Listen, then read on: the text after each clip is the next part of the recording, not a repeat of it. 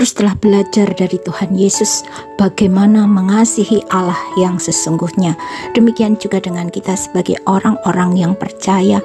Allah dapat menerangi kita, mengajar kita melalui firman Tuhan untuk membuat kita dapat mengasihi Allah dengan segenap hati, dengan segenap jiwa, dan dengan segenap kekuatan kita, sehingga kita dapat mengasihi sesama kita seperti kita mengasihi diri kita sendiri. Sehingga Tuhan Yesus berkata kepada Petrus juga kepada kita, "Gembalakanlah domba-dombaku."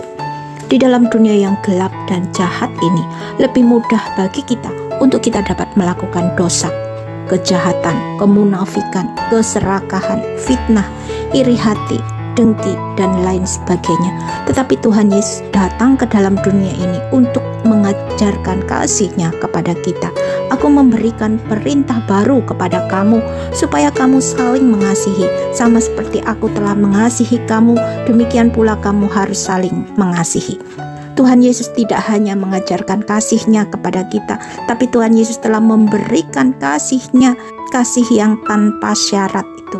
Tuhan telah merelakan diri-Nya untuk mati di atas kayu salib, sehingga tergenapkan nubuatan Nabi Yesaya yang demikian bunyinya, "Tetapi sesungguhnya penyakit kitalah yang ditanggungnya, dan kesengsaraan kita yang dipikulnya. Padahal kita mengira Dia kena tulah, dipukul dan ditindas Allah, tetapi Dia tertikam oleh karena pemberontakan kita, Dia diremukkan oleh karena kejahatan kita. Ganjaran yang mendatangkan keselamatan bagi kita ditimpakan kepadanya, dan oleh bilur-bilurnya kita menjadi sembuh.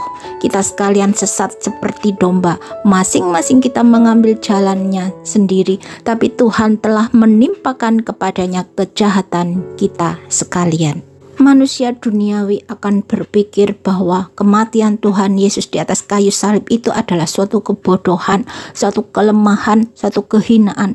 Tetapi bagi kita yang percaya bahwa salib itu adalah kekuatan Allah. Karena melalui kematian Yesus Kristus di atas kayu salib, maka hukuman dosa-dosa kita sudah dipikul, sudah ditanggung oleh Tuhan Yesus di atas kayu salib.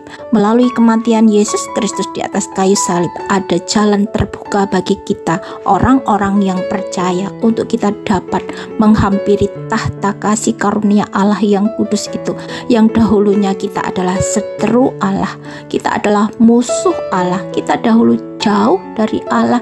Kita tidak boleh mendekat kepada Allah, karena barang siapa yang mendekat kepada Allah atau mencoba-coba untuk masuk dalam hadirat Allah, dia akan mati. Seperti yang tertulis dalam hukum Taurat.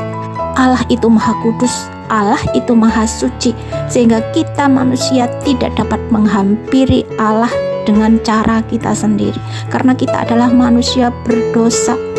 Mazmur Daud menuliskan, "Siapakah yang boleh naik ke atas gunung Tuhan? Siapakah yang boleh berdiri di tempatnya yang kudus? Orang yang bersih tangannya dan murni hatinya, yang tidak menyerahkan dirinya kepada penipuan dan yang tidak bersumpah palsu. Dialah yang akan menerima berkat dari Tuhan dan keadilan dari Allah yang menyelamatkan dia. Itulah angkatan orang-orang yang menanyakan dia, yang mencari wajah-Mu, ya Allah Yakub, Selah." Tetapi melalui kematian Tuhan Yesus di atas kayu salib, Tuhan Yesus berkata, "Sudah selesai." Tembok pemisah antara Allah dan manusia sudah menjadi terbuka. Dahulu kita yang adalah seterunya Allah, tetapi sekarang kita menjadi anak-anak kesayangannya Allah. Karena kita memiliki juru selamat, kita memiliki penebus, sang penebus yang menebus kita dan mengampuni dosa-dosa kita dan menjadikan kita manusia yang baru dalam terang firman Tuhan. Melalui kematian Tuhan Yesus di atas kayu salib, maka iblis tidak berhak lagi atas hidup kita, orang-orang yang percaya. Kita telah menjadi merdeka dari kuasa dosa, bebas dari kuasa iblis, bebas dari kuasa Inilah pengharapan iman percaya kita kepada Tuhan Yesus Kristus yang menjadikan kita kuat dan tak tergoyahkan oleh apapun. Karena jika Allah di pihak kita, siapakah yang akan melawan kita? Tidak ada.